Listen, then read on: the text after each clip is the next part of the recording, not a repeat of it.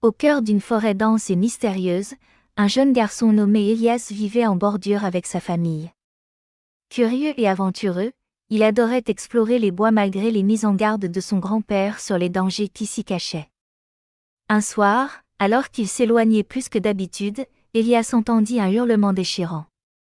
Immobilisé par la peur et l'excitation, il suivit le son jusqu'à une clairière où un loup, seul et blessé, léchait sa patte ensanglantée. Malgré sa crainte, Élias s'approcha lentement. Le loup leva les yeux et fixa l'enfant avec une intensité troublante. Plutôt que de reculer, Élias tendit la main, comme pour proposer son aide. À sa grande surprise, l'animal ne recula pas.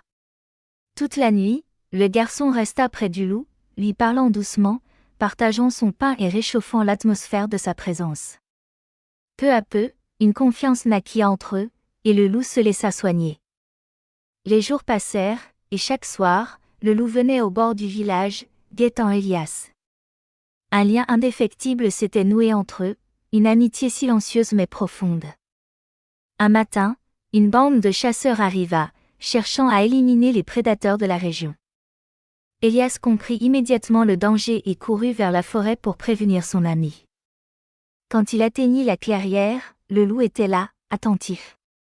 Élias posa sa main sur son dos et lui chuchota de fuir loin, là où personne ne pourrait le trouver. Le loup hésita, puis dans un élan instinctif, il frotta son museau contre la joue du garçon avant de disparaître dans les profondeurs de la forêt.